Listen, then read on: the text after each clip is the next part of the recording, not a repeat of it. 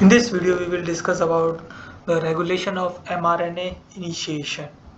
So we will discuss how the mRNA initiation starts within the cell and what are the various conditions at which this mRNA initiation might be affected.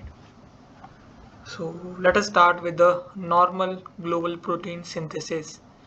So there is a complex that is EIF2B and it is usually bound to GTP, that is guanine triphosphate, and here it interacts with the guanine exchange factor, and by interacting with the guanine exchange factor one of the phosphate get removed, so now it is left with guanine diphosphate, and this EIF2B will form a complex uh,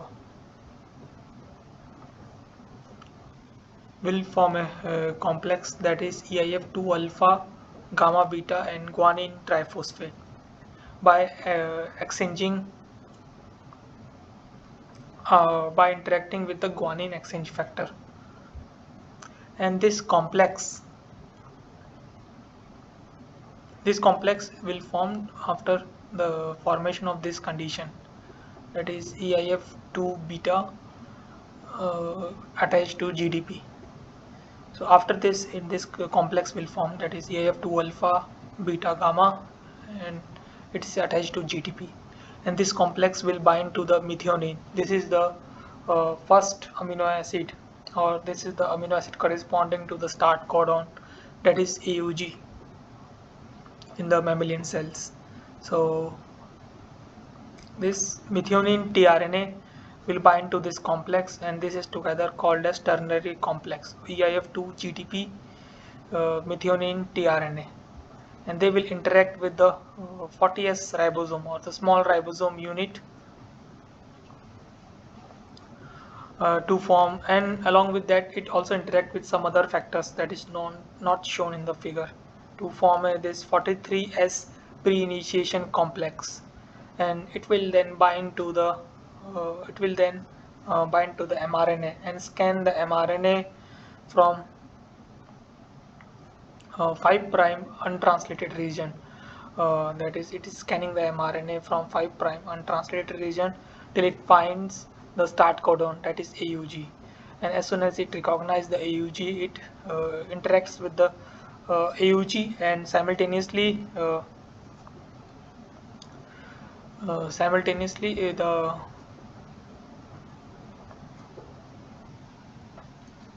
we can say the conversion of GTP to GDP occurs, and this leads to the release of or dissociation of this complex, that is EIF2, and after that what happens, the big unit of the ribosome, that is 60S ribosome, will binds to this complex and starts the elongation process.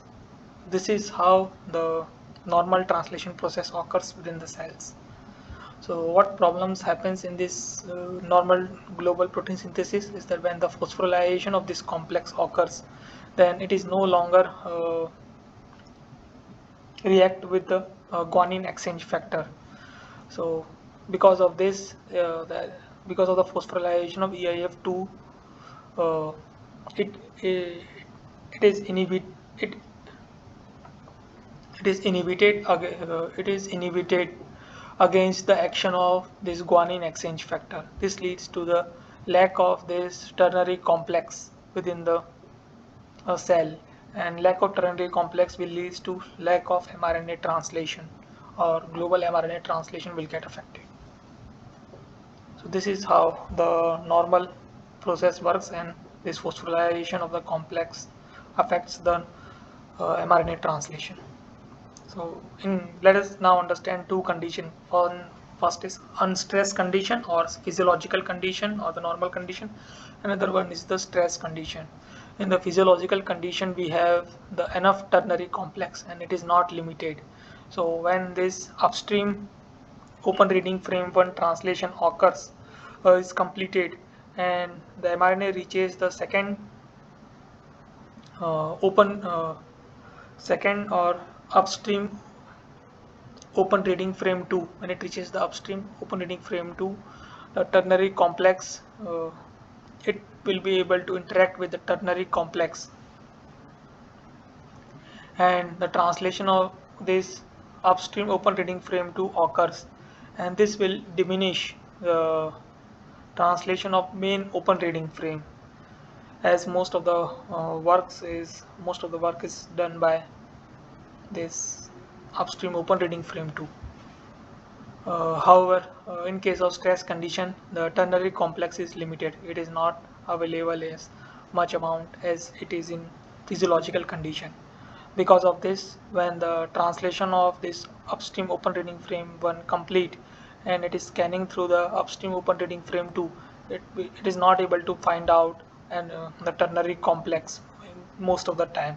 So because of this, the upstream open reading frame 2 will not be translated in case of stress condition most of the time, and the translation begins in the main open reading frame, uh, because it will have enough time